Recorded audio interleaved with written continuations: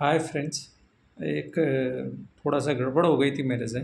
मैं इसलिए मैं इस वीडियो को बना रहा हूँ। एक्चुअल में मैंने एक सुजनॉन एनर्जी का एक एनालिसिस किया था। तो एक्चुअल में हुआ क्या कि वो दो पार्ट में बन गया था सुजलॉन एनर्जी का, और एक इन्फॉर्मेशन भी रह गई जो मैंने शेयर नहीं की उस वीडियो में। तो बेसिकली हो क्या रहा था, मैं जब उसे रिकॉर्ड कर रहा था तो अचानक से मेरा जो मैंने स्पीकर ऑन था वो ऑफ हो गया सडनली। तो वो दो ब्रेकअप में बन गया और फिर बाद में मैं मर्ज नहीं कर पाया दोनों वीडियोज़ को। तो खैर, दोनों सेपरेट अलग बनाए थे, उसमें से एक इन्फॉर्मेशन रह गई थी तो उसको मैं फ़र्दर एक अलग से पार्ट 3 बोलकर बनाकर ऐड कर दे रहा हूँ। जिससे कि क्या होगा कि एक इन्फॉर्मेशन रह गई थी बिज़नेस से रिलेटेड, बेसिकली बहुत जल्दी से उसको कवर कर लेता हूँ। तो बात ये थी कि एक तो सुज़लॉन एनर्जी का जो इस समय रेवेन्यू का सोर्स है, जो उनकी माने रेवेन्यू होता है वो 2 पार्ट से आता है। उसका 76% इस समय जो है वो विंड एनर्जी का जो इंस्टॉलेशंस हैं, माने एनर्जी के जो बड़े-बड़े वो पवन चक्कियाँ होती हैं जो वो इंस्टॉल करते हैं, तो वहाँ से 76% रेवेन्यू आता है। और 24% जो रेवेन्यू आता है बाकी का, वो बेसिकली आता है उनका ऑपरेशंस एंड मेंटेनेंस से। माने ऑपरेशन एंड मेंटेनेंस क्या, बेसिकली जो पहले उन्होंने इंस्टॉल कर रखी हैं कैपेसिटीज़ या जहाँ-जहाँ पर विंड एनर्जी लगा रखे हैं, तो उनका ऑपरेशंस और मेंटेनेंस वो देखते हैं। तो वहाँ से जो इनकम होती है उसको वो लोग सेपरेट दिखाते हैं, दोनों अलग-अलग चीज़ें हैं।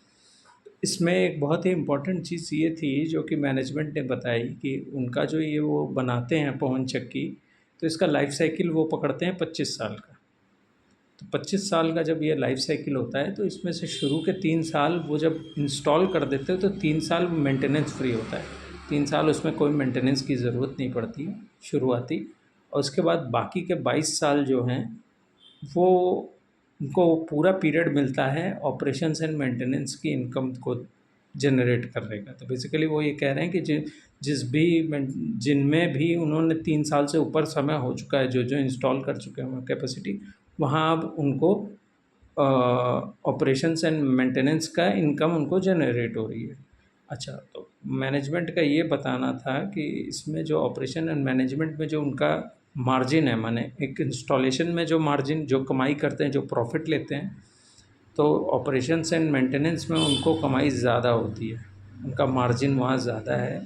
बल्कि मैं आपको बताऊँ तो पहले ये जो रेवेन्यू मिक्स था 76 और 24 बताया मैंने, ये और भी ज़्यादा था। शायद मेरे ख़्याल से पहले शायद 85 या 86 के आसपास था।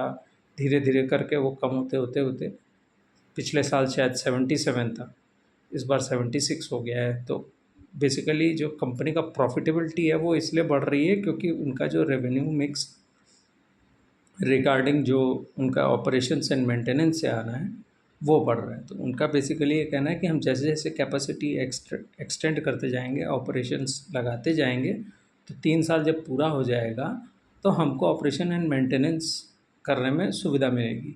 अब एक सवाल सबके मन में आ सकता है कि जब आप ऑपरेशन एंड मेंटेनेंस पे मार्जिन ज़्यादा ले रहे हैं और इंस्टॉलेशन पे कम क्यों ले रहे हैं? ये एक बहुत ही जनरल सा सवाल सबके मन में आता है, मेरे भी मन में आया था।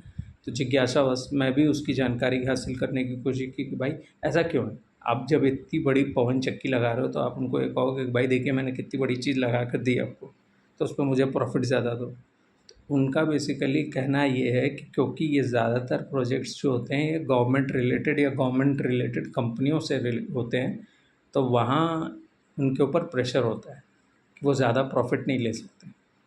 तो उनको ज़्यादा वहाँ प्रॉफ़िट नहीं ले सकते, तो उसको वो बेसिकली क्या होता है ठीक-ठाक मार्जिन पे उसको इंस्टॉल कर देते हैं। और उसका एक इन्होंने इस तरीके का एक सिस्टम बनाया है कि 3 साल बाद जब मेंटेनेंस शुरू होगी या ऑपरेशन शुरू होंगे, तो वो उसको बेसिकली उस वहाँ से उनको मार्जिन ज़्यादा होगा। तो ये छोटा-सा एक अपडेट था जो कि मिस हो गया मेरे से। मैं लिख कर रखा था, मैंने बाद में सोचा कि मिस हो गया मुझसे, तो मैं इसको अपडेट कर दे रहा हूँ आपको। Thank you so much.